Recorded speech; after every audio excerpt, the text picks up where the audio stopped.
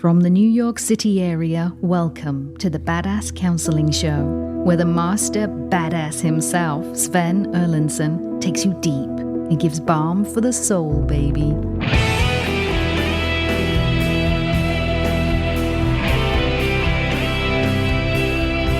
Hey folks, great to have you here. Thank you so much for joining the Badass Counseling Show. I am the host of this show, Sven Erlandson, and wherever you are joining us from, be it Brazil or Bangladesh, and we actually have listeners in both of those occasions, or Belgrade. Lovely to have you here. We are covering all of the B's today. Belgium. Are there any U.S. states that start in B? I can't think of any. I don't think so. Oregon? No. Anyway, I love Oregon, so I'm just teasing Oregon. Don't get mad at me.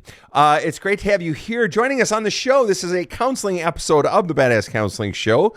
I am joined by my most excellent team. I have Rob the Rocket and KC. KC is joining us remotely. Rob, what say ye? And KC, what say ye? I have sort of a serious note today. I took Carly, the studio cat, to the vet the other day. And she's perfectly healthy. She's fine. She's a happy older cat. But on the way out at the front desk, I noticed they had lit an electric candle with a little sign that said, please keep your voice down as someone has lost their beloved pet today. Oh, no. And so they made sure everybody was respectful. Oh. And they even had a little, I noticed that first time I'd been to this vet, the little room on the side with a couch for the pet parent who was bereaved. And I thought that was so great and sensitive. And we've talked about that when you lose a pet. So I wanted to mention that I appreciate that kind of care. That's brilliant. And boy, you think about it, I mean, just a business that is on the pulse of how important animals are in our lives. And I know that this is your studio, Rob, and Carly is your cat, and how important Carly is to you. But even our listeners, we get people writing in about Carly, and she's sort of grown on all of us. So she's healthy. She's great. Gotta say, she's a little thick. Yeah, they asked me to cut down on food. I was wondering about that. A little too much kibble. And I normally would not comment on a woman's weight. But it's Carly, you know. It's not a woman. Carly's not insecure, so. And KC, are you there? I'm here. How are you? Lovely. The question is, how are you today? Did you hear about Rob's, I was going to say you're an orthopedist. Did you hear about Rob's vet? I did, and I'm a little tired these days because I have a new pet too. You do? What's your new pet, KC? I have a rooster. Wait, what? Yeah, somebody dropped a rooster on my lawn that wakes me up every morning now at 4:30 a.m. And I just thought you had just reached a whole new level of crotchety. I didn't realize that there was an origin story. And the neighborhood has named him. His name is PETA, which stands for pain in the arse. Oh, that's great. And so how are your neighbors taking to your new friend? They like them. They want to keep them. Unless I'm mistaken, you have like coyotes and foxes and raccoons in your neighborhood, right? Yeah, not a good idea. I've been searching for a home for PETA. Cannot be easy, I imagine. Nope. I can't imagine anyone wants a rooster. Nobody wants a rooster, especially a famous one with an attitude. Well, look at his owner. I tell you what. Well, it's great to have both of you here. Rob, we have one guest this evening with an interesting story. Please tell us about Mila. All right then, Sven. Mila wrote in and said, what I am seeking from Sven is forgiveness for myself, my children, and even for him. I don't want the nightmares anymore. I don't want to push people away out of fear of hidden motives. When I met my husband, I was already broken, and he made me believe I could trust him, but 13 years of not knowing has left me unable to trust my instincts. My daughter is 16 and will never be the same. My younger children just want acceptance so badly, and it breaks my heart. I struggle to feel like I am ever enough. In my mind, there are two versions of him, the man I thought was my protector and the one who hurt my children and made me feel unlovable. During the day, I stay strong for my kids because they need me, but at night, the weight of it all brings me to my knees. I'm left questioning what I missed and why I couldn't protect her, and even though I will never allow him back into my life, I still wonder, do I miss him or just who I thought he was? I just want to be the best mom I can be. My children deserve that. Mila, welcome to the show. Thank you for having me. Pleasure is ours. I need to say what I think I hear you saying, and then you correct me where I'm wrong, okay? And I could be totally off the mark on all of it, all right? Though I did eat my frosted, I did have my Fruity Pebbles with marshmallows this morning, so I have extra energy. You have a daughter who's 16, but you were with your husband for 13 years, which implies you had your daughter before he came along. Correct. I had her when I was 17. And he hurt your children, and my daughter will never be the same. Why I couldn't protect her, I'm inclined to believe that he did bad things to your daughter. You couldn't protect her, and is that what I think it is? Exactly what you think it is. I see. Okay.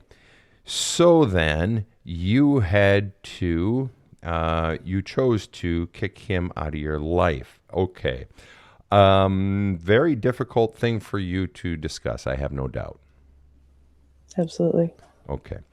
Let's get the brass tacks here. I can't imagine you or you feel comfortable discussing this story.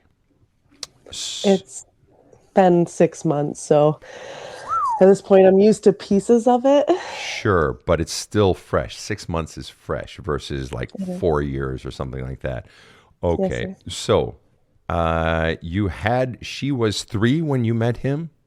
Yes. She was 3, and you met him, and he seemed like a nice guy, and you thought you could trust him, okay?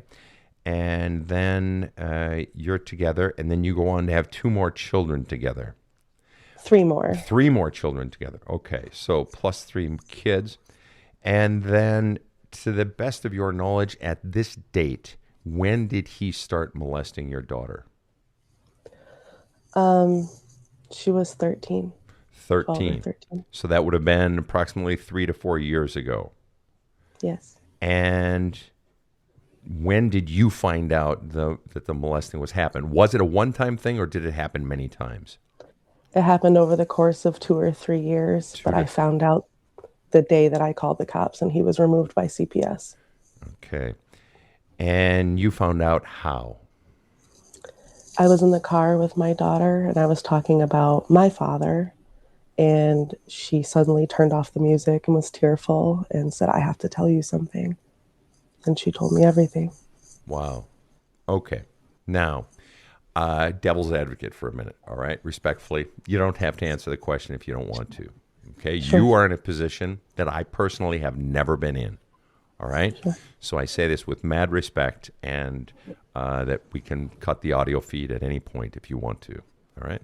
Sure. There are going to be mothers out there. There are going to be fathers out there who say, I'm so in tune to my kid. If anything like that were happening to my kid, I would have noticed in 2 seconds. The signs would have been there. Okay. What's your response to that? Did you notice changes in your daughter? Let's see, if it was, this all went down 6 months ago, and it was going on for 2 to 3 years. So let's say 2.5 to 3.5 years ago, did you notice a shift in your daughter? And maybe you did, but you chalked it up to, hey, she's getting her hormones or her first period or something. That's exactly what happened. And unfortunately, she's been a victim once before.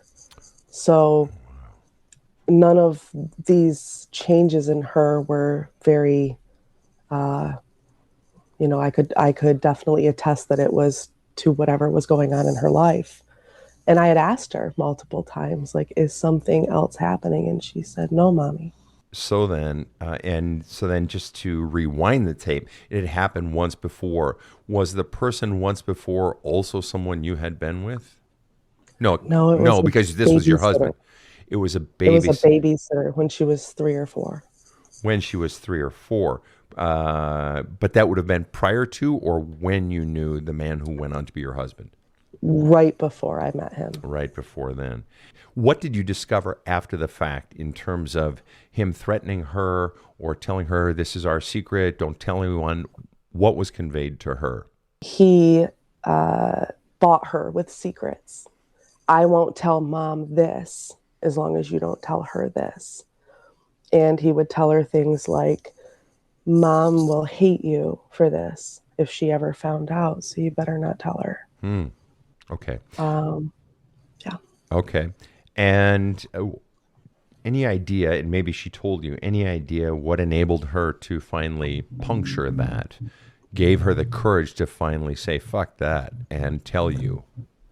She just said that she felt so guilty and that we were alone for the first time. You know, I have 4 kids and we're almost never alone. And she said, I was in the car alone with you and I felt like I could tell you and I needed to tell you. Well, that alone is a tribute to you, for the record. Thank you. That she felt that she could trust you. I have plenty of clients who have mothers, who have fathers that they don't feel safe with, or they don't feel that they can trust, or the parent will make it about them. And I literally have active clients at this moment who they went to their mother, they went to their father with those sorts of things, and the parent made it about them, or the parent said, oh, boys will be boys, or they went to the parent and said, well, you need to just be quiet about that, or whatever. So the fact that your daughter felt safe enough to come to you and that you snapped into action, that's really a testament to the relationship, the bond that you had built with your daughter. So kudos to you on that. Thank you. Yeah. Thank you. And so then here we are, and you say, my daughter will never be the same. Yes, true. But healing does happen. People do heal from this, okay? And she is broken and she is fragile right now. There's no dispute about that. But survivors groups do exist, and there is great therapy out there for this, and people do recover.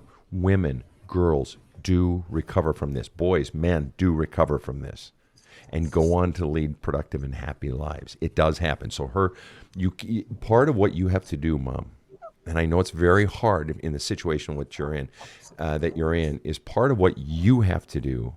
And I'm not saying this is part of like you're programming her per se, but part of what you're going to have to do is transition from seeing her as forever broken. Because if you see that way, that will frame all of your interactions with her till the end of time. You will forever pity her. You will forever look down on her, condescend to her, that sort of thing. Or feel like you always have to wipe her butt. Feel like you can't be tough with her. Feel guilty if you set curfews. She still needs you to be strong. She still needs me to be her mom. That's exactly right. And be soft. So you got a fucking hard thing now, because now it's single parent, yes, on top of all the other stuff. And so the task is to heal your stuff so that you're able to be present. So this brings us to where you sort of presented yourself today, your own stuff. Now, okay, so I took a shot at what I thought you were saying regarding your issues, that your daughter was raped by your husband, by the man, and let's just feel the full weight of it right now, even though you don't want to. The man that you chose. Right. And so then you're left at night staring at the fucking ceiling after the kids are finally asleep. They finally shut up and they finally went to sleep, and you're left staring at the ceiling. And you are left with the realization, I chose the man who raped my daughter for 3 years. Yeah. And on top of it, I didn't see it. And this is what we do to ourselves. I'm not saying this, but this is what we do to ourselves. I had my own head so far up my own ass that I didn't see the fucking signs. I didn't do a better job of catching it sooner. And I'm just saying, and I'm not saying I see you that way. I'm saying this is what our own brains do. But I do. Right. But of course you do. And that's the natural thing. It's totally understandable. Okay.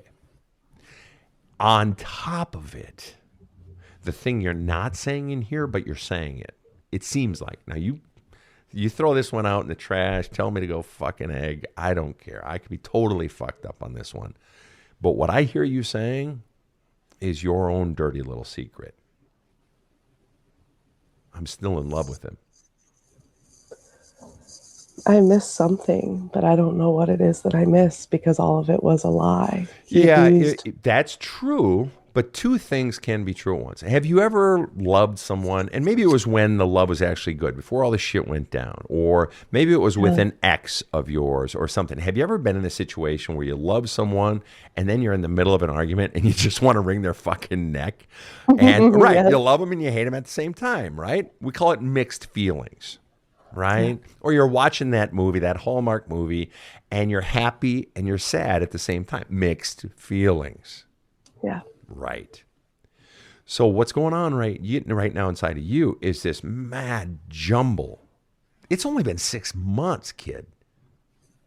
Yeah. You were together 13 years. You have a daughter of 16 years. And the notion that that would be unwound after the mad trauma that it ended on after 6 months is ludicrous. There's no chance. And your brain is like trying to untangle a triple crossword puzzle in 4D. You know, it's just, and you have one clue it's just impossible. It feels like. Okay. It does. So then, I'll ask you again. If you were to be totally honest, actually, I'll pose it as a percentage. Okay. All right? Knowing you can change your mind in 5 fucking minutes, 5 seconds, 5 days if you want. What percent, if you were to be totally honest, actually, I'm going to ask this question first. If, I'm not saying you are still in love with him. Sure. If you were in love with him, because turning off love, when you're in love with someone, turning it off, I don't know if you've ever been broken up with by someone. I have. Oh, God, let me count the times. When someone breaks up with you and you're still in love with the person, turning that shit off, you can't turn it off. It takes time and it takes effort to get those feelings out. Okay. You can't just turn it off just because, she found a new boyfriend and his name is Billy and he's, really cute or something. Okay. You can't just turn it off, right? That's just human. Okay. So if there were a chance that you're still in love with him, okay, and remember, you can have mixed feelings. You can love him and hate him at the same time. That's normal. Okay, so if there were a chance that you were still in love with him, my question is, what percent guilt would you feel at the thought that you're still in love with the very person who raped your daughter? Your daughter. Like 98%. Precisely. That's bad. Precisely. So even if you were still in love with him, you couldn't fucking admit it. You couldn't admit it to yourself, let alone to someone else. You'd feel like such a fucking heel. You'd feel like you were betraying the victim. My daughter. Precisely. Yeah. Precisely. Now, this is the difference, kid. This is the difference between looking at life through kid eyes and looking at life through truly adult eyes. And just looking at life finally, and usually this isn't something we do, that most people don't do until like truly like their 50s or 60s, when they're really finally ready. And that is to just look at all of the truth, put it all on the table, even if it's only for themselves to look at. Okay?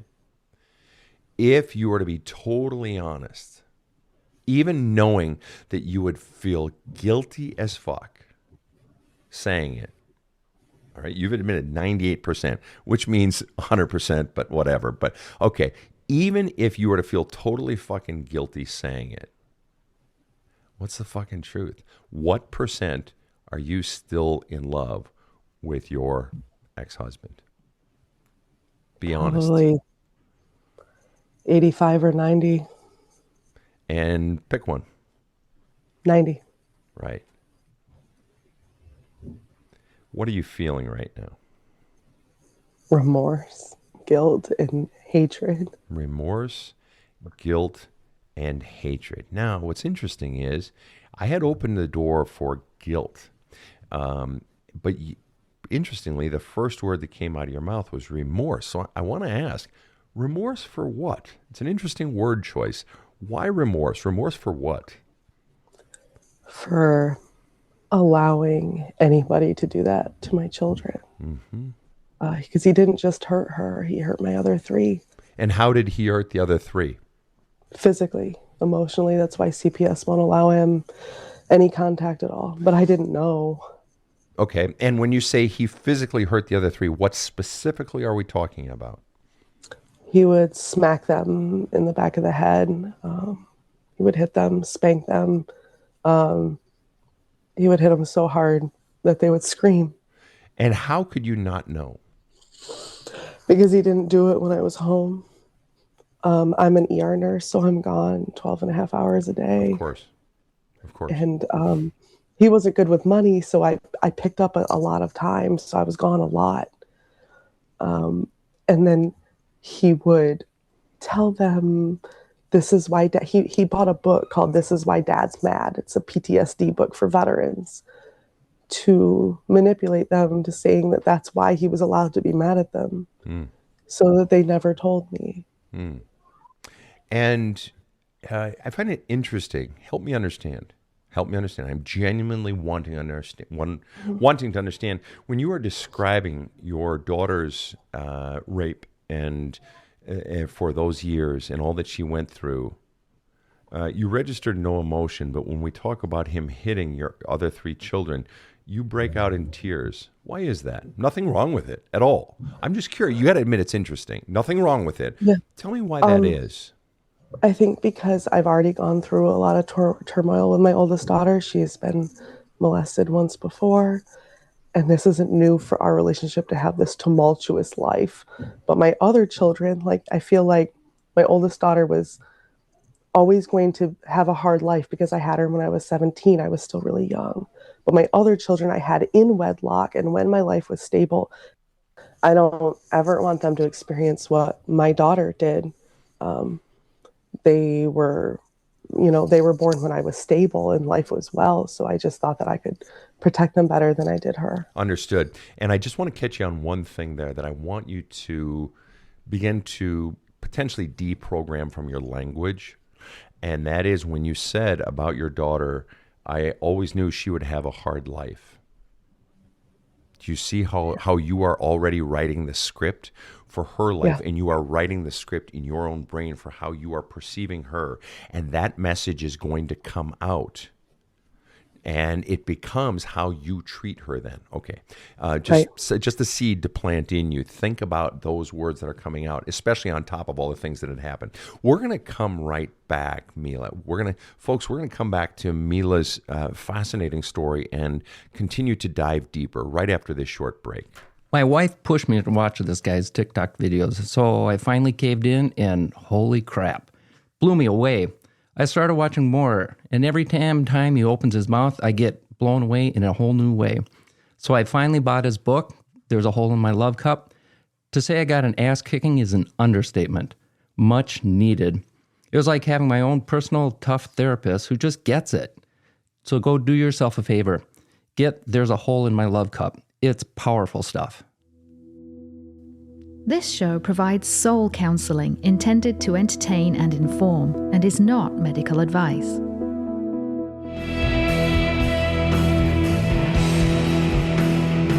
Now, back to the badass.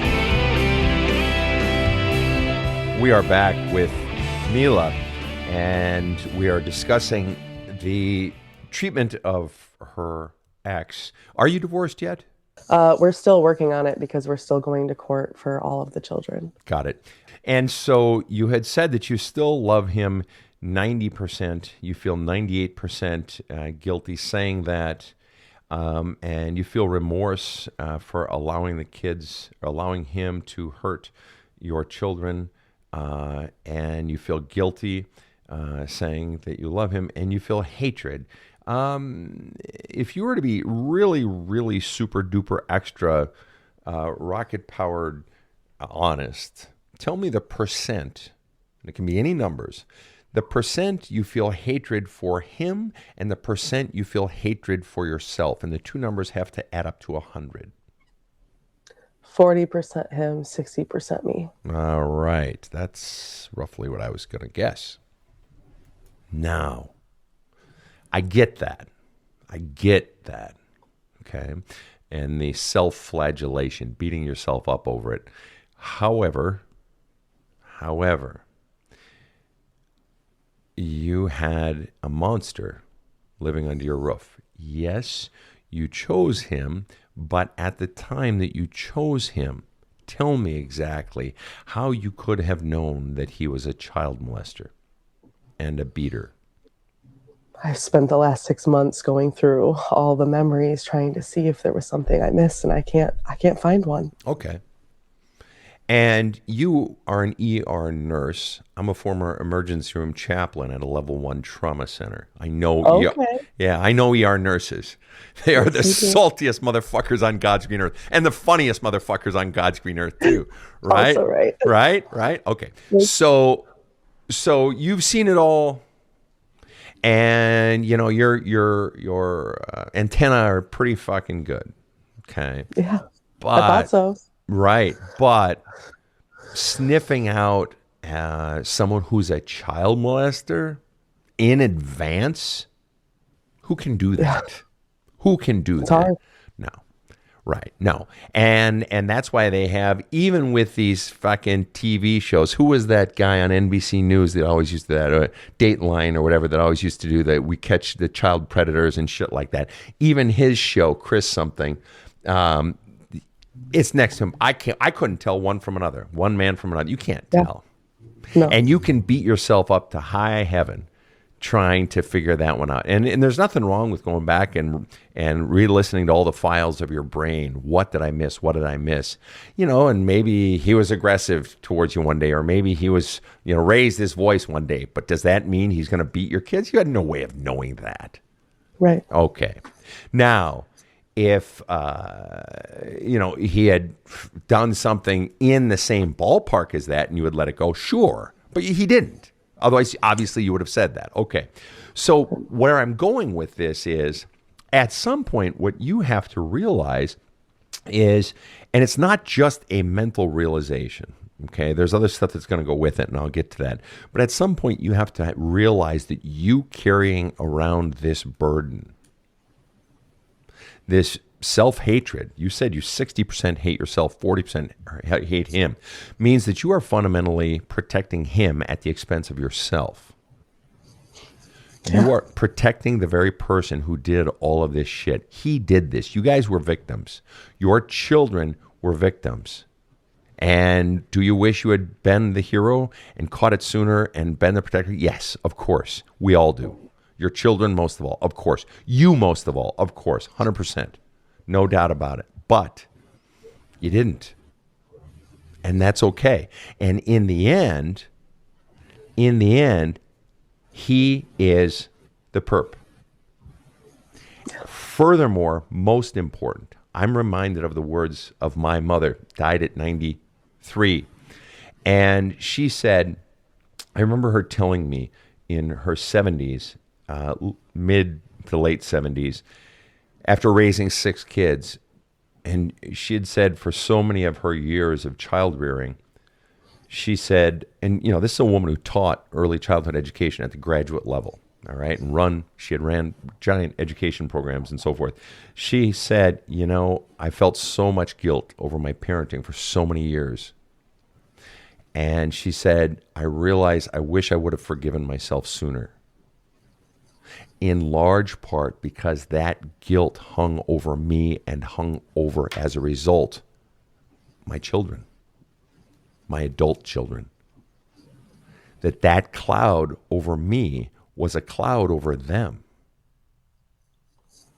That at some point and my mom was a religious person, so she said, God offered me forgiveness, but I didn't accept it, and as a result, and that was her language, okay?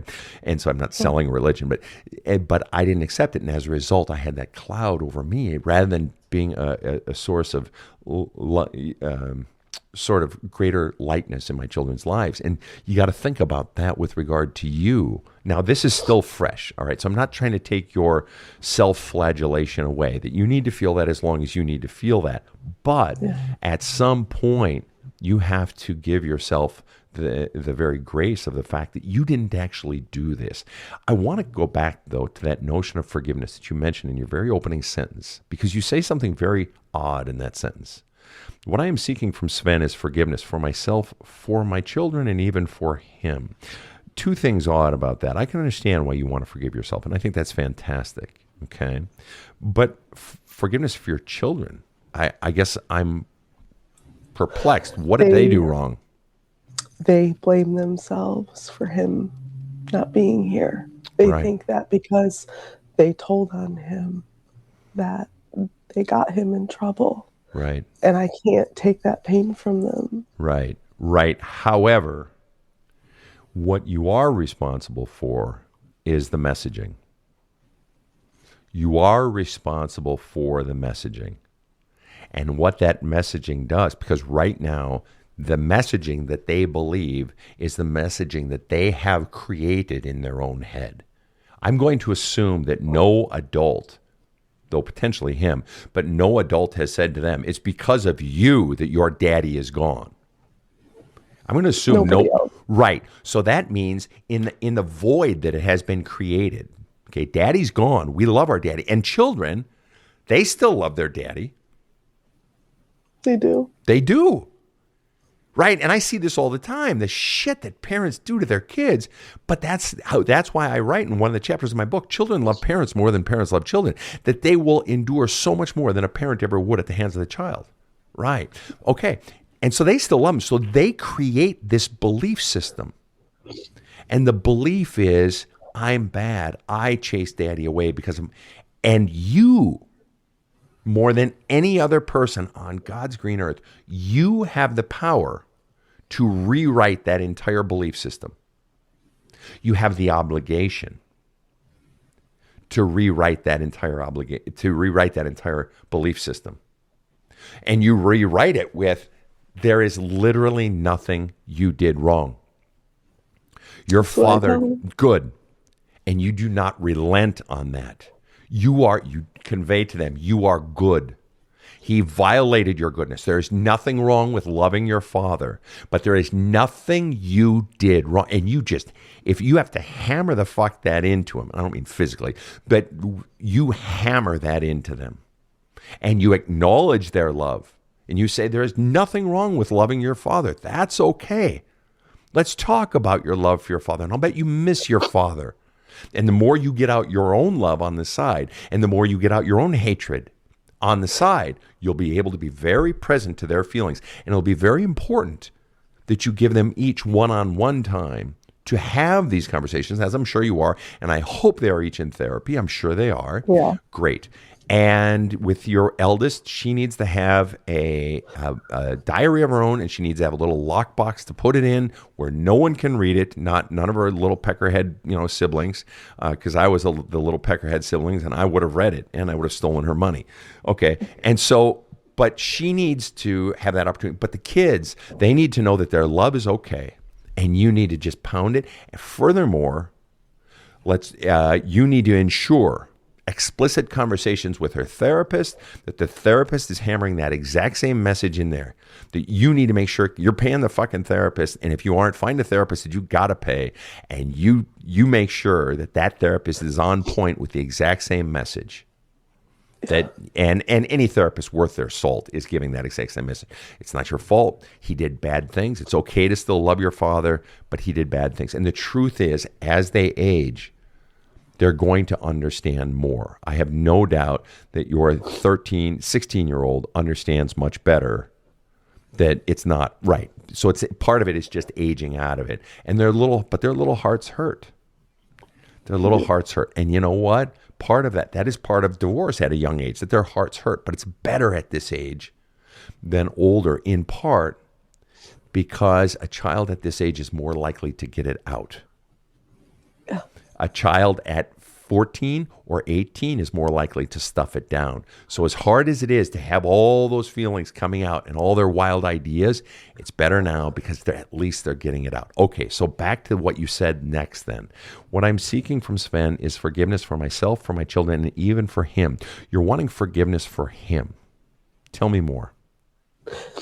Because regardless, he is my children's father, and I want what's best for them. And what's best for them is to have a good dad. So I need to be able to forgive him enough so that when he can be in their life, the judge has allowed 0 contact for 6 months. And he's not relenting anytime soon, but at some point he will be in their life. And I need for us to be able to get past this so that my children can have a normal life. Wait a minute. So you want them to forgive him, or you want to forgive him? I want to forgive him so that I can be the best mom I can be in between them. Okay. And what I'm telling you is I believe something very, very different. I'm a former clergyman, and I've had a counseling practice for 30 years. When it comes to forgiveness, I have a very, very different belief than anyone I know of. And it's simply this: if you want to forgive, that's okay. Nothing wrong with that. What I would encourage you to do is one thing. Put forgiveness just over here on the shelf. Back up here on the shelf for a while. Okay? Because something needs to happen before forgiveness, or the forgiveness won't stick. I get people coming to me a lot over the last 30 years saying, Sven, I forgave. Why am I still having these feelings of sadness or anger or rage or whatever regarding this person? I forgave them. And it's because we rush to forgiveness, and in doing so, we stuff down all the authentic feelings.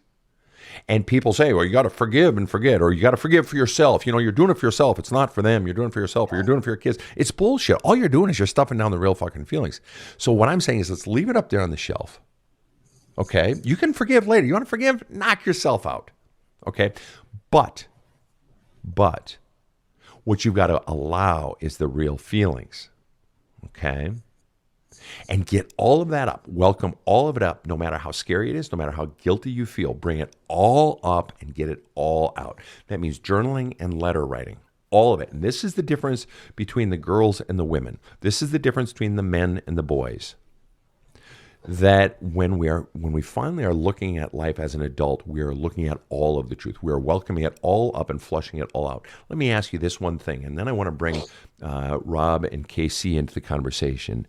And that is this: if I were to task you with writing letters to him that you do not send, and journaling stuff that you do not show anyone, which would be harder for you to write, let's say, in a letter to him that you're not going to send anyway?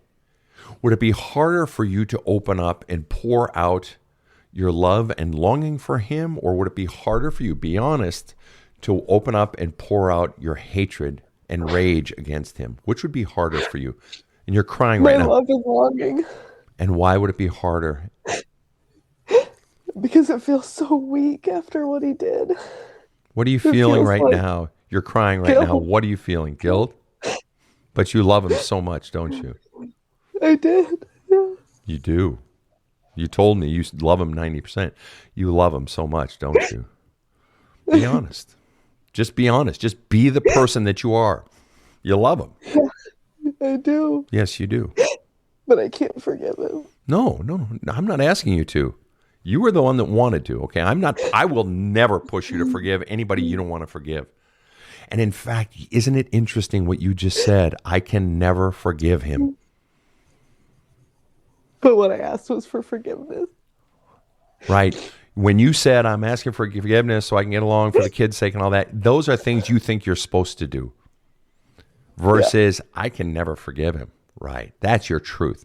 Now, if it comes to the point someday when he gets out of fucking prison or whatever, that I have to somehow learn to be in the same room as him because some fucking dumbass judge said that he gets to see his children, maybe I can figure that out. I will figure it out because I'm going to fucking keep an eye on that fucker or, around my kids. Sure. Yeah, I'll figure it out.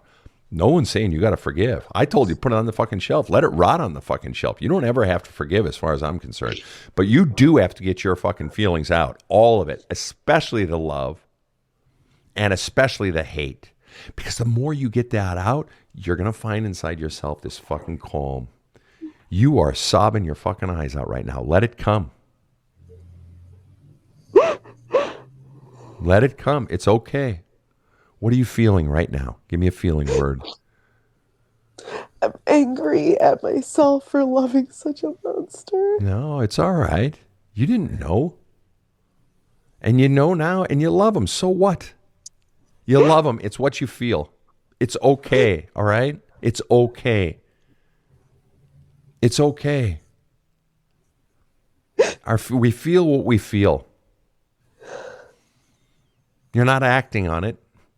It's a feeling. Feelings are like trains. They just come. And you thought you had love. You thought you two had this life. And you were lied to. And your children were lied to. And there was this grand deception. And it felt like love. And he made you feel love. And he made the children feel love. And it was a deception.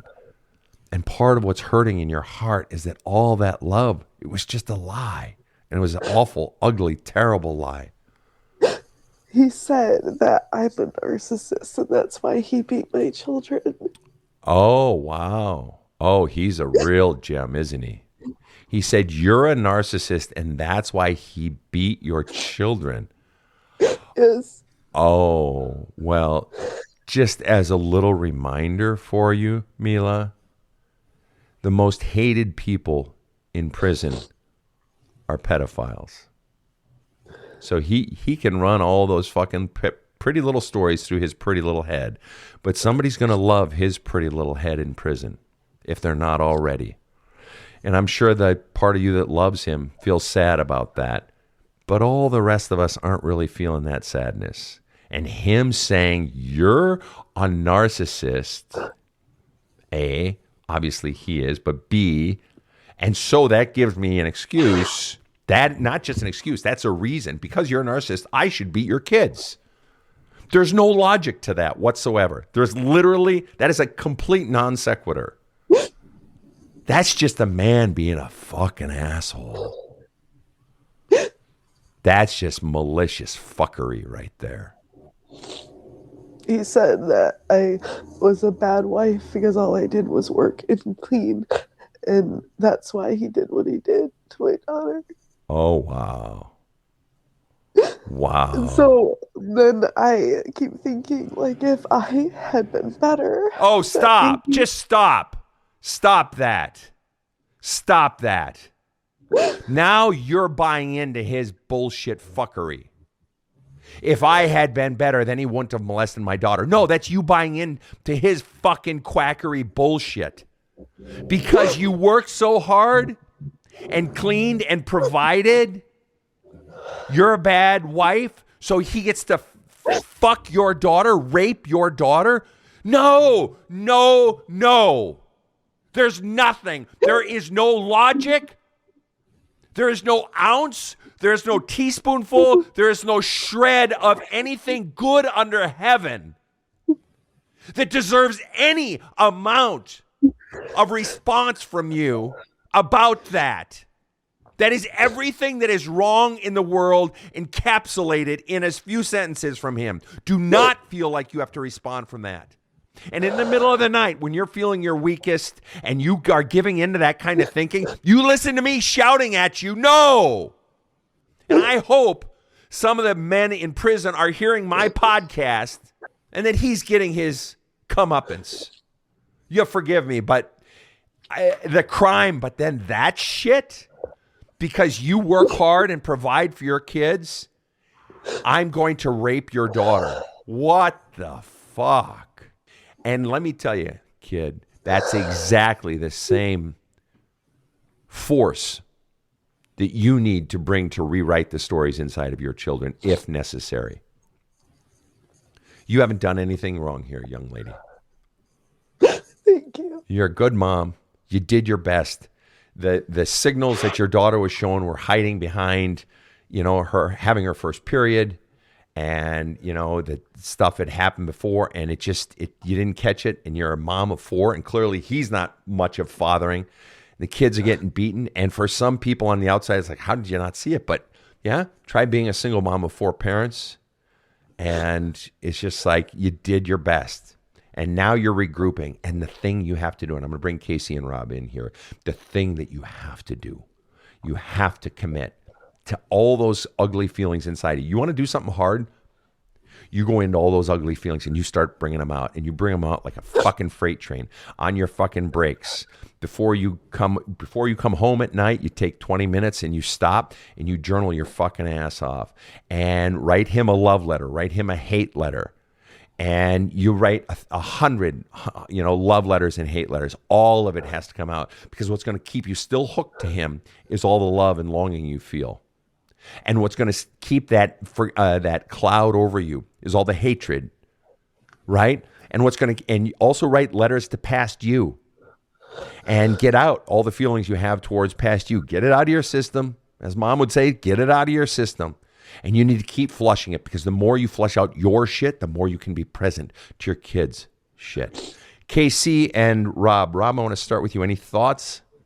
Well, Sven, in all of our shows, I've never seen or heard a better example of mixed emotions. And oftentimes I feel sad when I hear our guest stories. In this case, I'm feeling grief. And I'm having difficulty processing it, so I can only barely begin to understand Mila's feelings. And grief over what, Rob?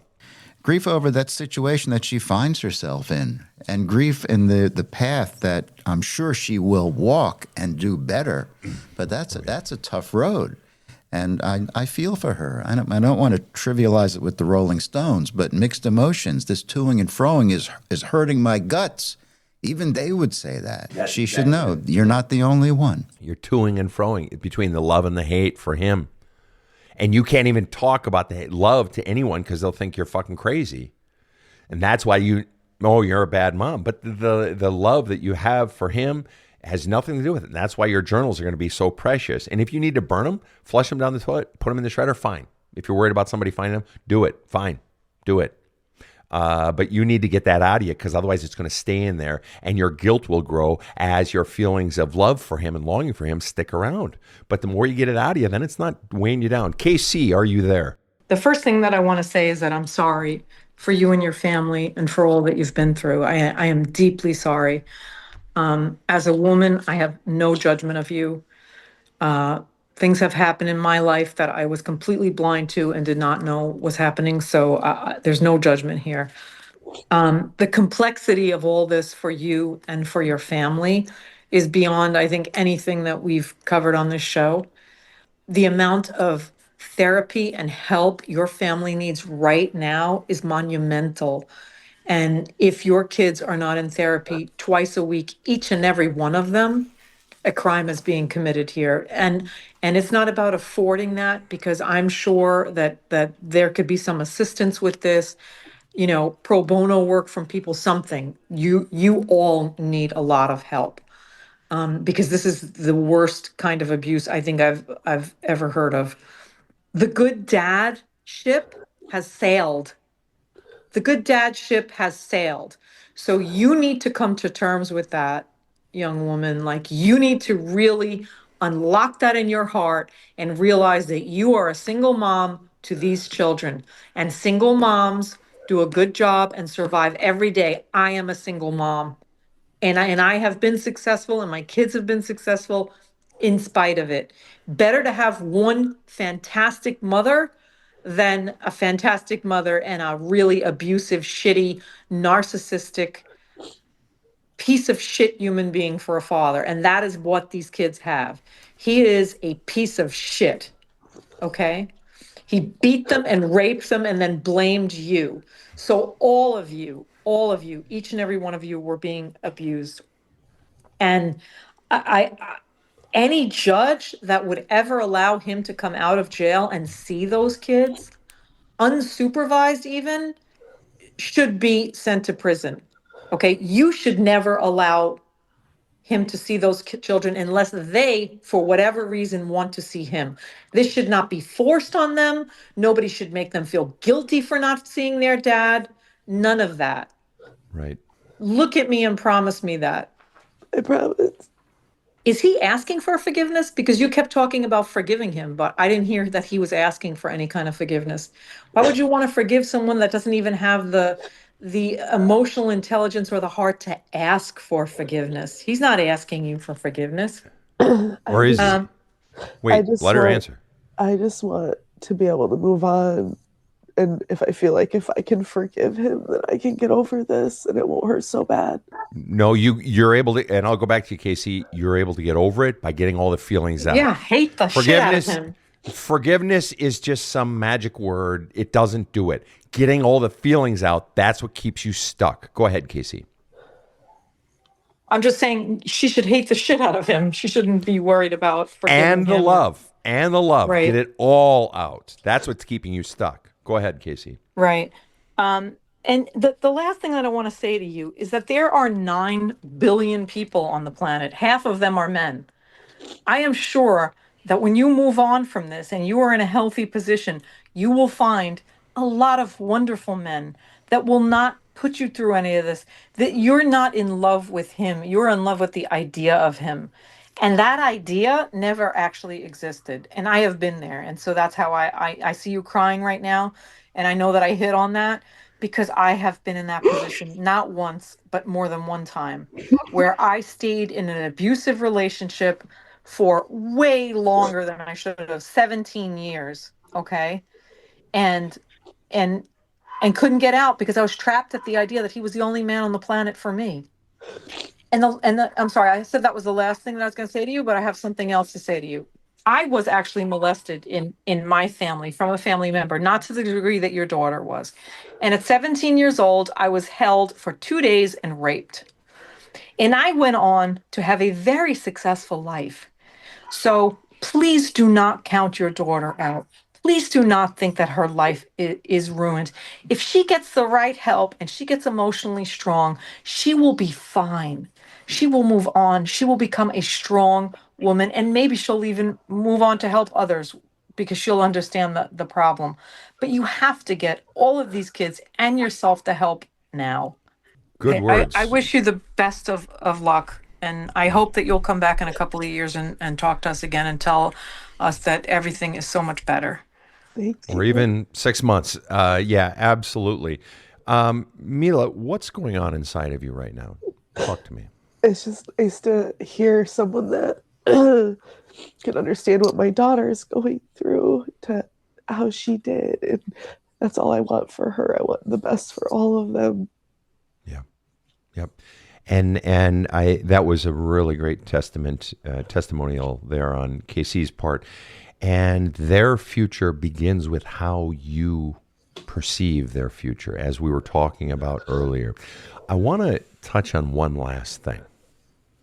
I want to take you where your brain goes every night. And that is, again, I cannot impress upon you enough that you need to be writing those love letters, because that's what's keeping you stuck with him. And the hate letters, that's what, especially at him, because that's where it's most deserved, totally deserved. And flushing it out, you will discover how much lighter you become. Truly, that's what keeps us stuck. It has nothing to do with forgiving. But that's a magical word. You can do that if you want to later, but you already said you don't even want to. And that alone, the fact that you're saying, I don't want to forgive him, is an indicator of how much hate you really have. And trust me when I tell you, everybody in my studio and on my team and listening to this show has 10 times more hate than you do. At least 10 times more hate than you're admitting. I think you have just as much hate, but I think part of you is actually afraid to feel your hate because you still love him, and you feel like you're violating your love to him by feeling all the hate, but you feel like you're violating your hatred on behalf of your daughter by feeling all your love. Oh, that got the tears. Yeah. You're violating your love for your husband by admitting all your hate, yet you're violating your hate on behalf of your daughter and your kids by admitting all your love. Yeah. And precisely as Rob said, that line by the Stones, the back and the forth, right? And so I want to go just briefly where your brain goes every night. So you go back to the beginning and you say, what signs were there? What does your brain come up with? I can't find much. Right. Just little things that I would have thought my own dad would have done. Like what? Give me an example. Like scolding the children for doing something that they shouldn't have done, or, just being a little too angry. I just gave too much benefit of the doubt, and I just tried to help him instead. Mm-hmm. Okay. And the truth is, so it was within the range of normal. I thought so. We all lose our shit now and then and are a little extra rough or a little extra harsh some days. We've all been there, right? You've had your shitty days, in surgery, or coming out a rough day or whatever. Okay. So the thing is, moving forward then, one of the things Casey mentioned, the day is going to come where maybe you date again and you're going to wonder for yourself. And maybe you'll be on the show before then, but back on. But where you're going to wonder, gee, can I trust myself? I don't. That's the one Right. thing I say all the time. I don't trust my judgment. But the more you get out all of your feelings and continue with that, not just because the day is going to come when you're going to get out all or most of your feelings of love and hate for your ex. Okay. It will happen. And the more you continue to do that regarding all of life, you should be journaling about work and how much it stresses you the fuck out. And you are in max high stress job. I've worked alongside you, your fellow nurses and doctors. I know that job. Okay. And that is max high stress. You need to be flushing all that out, the more you are tuned into your authentic self. Okay. When you're on the job and you're trusting your own instincts and I need this and I need that. Okay, I got it, doc. And you're just in flow. You're trusting yourself. That's how you are. That's how you'll be in your parenting and in your dating and in your friendships, the more you get out all of your emotions. But if you don't get all of that out and the bullshit beliefs you were taught to believe about yourself, the more you get all of that out, the more you can be that in all aspects of your life, but especially in dating. And the single biggest way that we keep ourselves from having relationship with big problems is that we nip problems in the bud when they're small. Now, I am in no way saying, as I said earlier, there's no way you could have seen child molesting coming. No way. Okay. But I'm saying, as far as just a good relationship for yourself, is you just keep nipping it in the bud when they're small and you don't give it the benefit of the doubt. That they have to earn it just like you have to earn it with them. 1-to-1, hey, you hurt my feelings, or hey, it's not okay to talk to me that way. And you expect them to apologize or act better. And if they don't, hey, it's been nice, but I got to move on. And you set the bar higher and you hold it higher and you don't back down. And then people will treat you better and you hold them to that. You don't back down from that. And then people will treat you better. And then you're creating new standards for your relationship. But the fundamental key to you being able to trust yourself to hold those standards higher is to flush out all this shit. If you haven't yet, you got to read the book. There's a Hole in My Love Cup. Do the exercise in it, because that's going to reprogram you. Maybe you already have, but that's going to help you reprogram yourself and so forth. So last question. How are you feeling? What's going on inside you? I feel relief. And what do you think you feel relieved of? To realize that I don't have to forgive him. That I'm not responsible for that. No. He's responsible for his own self. You're not responsible for him anymore at all. He made decisions. He made the most heinous decisions of life. I mean, what he did is right up there with genocide. It's the worst decision of life. He chose to molest and beat children. There's no worse decision. And he chose it. And then on top of it, he tried to blame you for it and blame the children for it. And they are believing that it's actually their fault daddy is gone and all this shit. Absolutely. There is no forgiveness on earth that anybody has to grant to him. Fuck him. Fuck him. He made this choice. You made your bed. Now you got to lie in it, right? Yeah. But you need to give yourself permission to welcome your feelings of love for him. Put those in letters, flush it out. Welcome your feelings of hatred for him. And this is what it means to step up to the big girl table and become a woman. It's to look at all your feelings and all the truth and get it out of there. Do you feel like you might have the courage to do that? I definitely do. I'm proud of you, Mila. This was a hard story for you to tell, I'll bet, and talk about. Thank you so much for your time. Thank you. Thank you for your courage and your honesty and your trust. And thank you for the work you do in the emergency room. You guys are special people. Craziest fuckers in the world. I love ER nurses. Love but anyway, nurses. Love ER nurses. Thank you for that. We are a different breed, that's for sure. You are a different breed. So please give my love to the girls and the guys in the ER, okay? Thank you. All right. Thanks so much for coming on to the show. Thank you. And On behalf of all of my listeners around the world, I know we are all grateful for Mila's trust with her story and her openness, and we are sending so much love to Mila and especially her dear, precious, precious little children for their healing.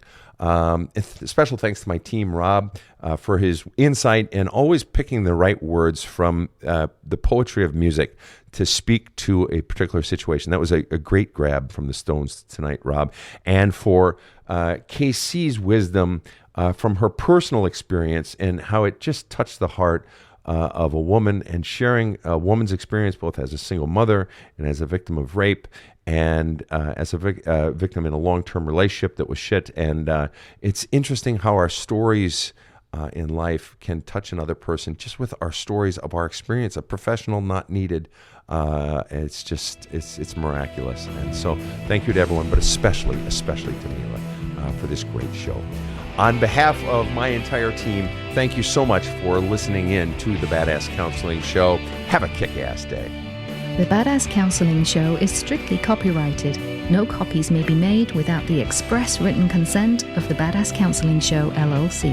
The Badass Counseling Show is produced by Karen Camparelli and Robert H. Friedman.